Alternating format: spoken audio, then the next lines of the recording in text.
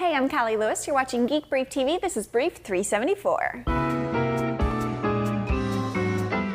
For the last couple of weeks, we've been driven to distraction trying to solve some technical problems related to streaming live. If you love early adopting, we thought you might enjoy knowing about the roadblocks we're hitting. Who knows, you guys may hold the keys to solving problems for anyone wanting to live stream using multiple cameras without spending thousands and thousands of dollars. Streaming as a delivery platform doesn't scale the same way podcasting does. The highest viewership I've gotten on a stream is 4,300. That was for our live coverage of the Steve Jobs keynote on Monday. Leo Laporte broke 10,000 on his stream, and I believe Kevin and Alex once broke 19,000 for a live Dignation Town Hall. Those aren't bad numbers, but I've had a few episodes of Geek Brief go over 1 million downloads, and the average is around 300,000 per episode per month. We're more interested in streaming because it's 1, fun, and 2, hard to do well. It's especially hard to do well without spending some pretty big bucks. Leo opted to buy a TriCaster at a cost of around $10,000. The results he's getting with it are excellent. You can see what he's doing at twitlive.tv.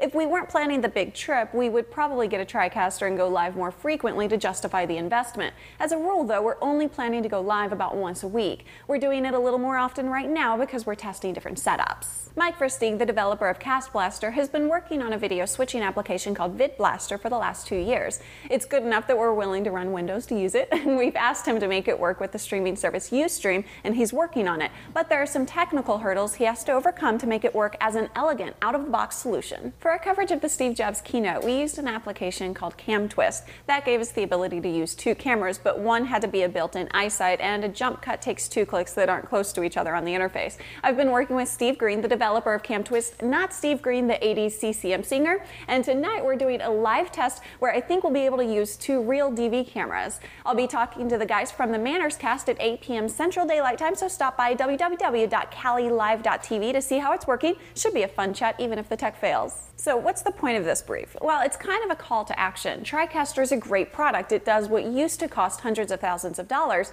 but it's still out of the reach for a lot of churches, community organizations, and individuals who would like to produce a professional-looking stream with multiple cameras. We're looking for a lightweight, elegant solution that works for us and that works for folks who aren't able to drop $10,000 on a TriCaster or $20,000 on a Sony Anycast. We're working with the main players we know about who are building powerful software solutions, but there's a real opportunity for someone to build a hardware solution specifically for this emerging market. I'm opening up a topic at the forum at gbtvtalk.com, a domain name I bought at godaddy.com using promo code GB1, GB2, or GB3.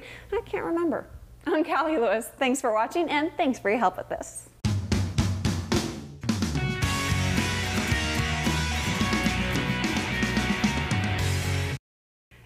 Is it acting kind of funky? Or... No, it's not.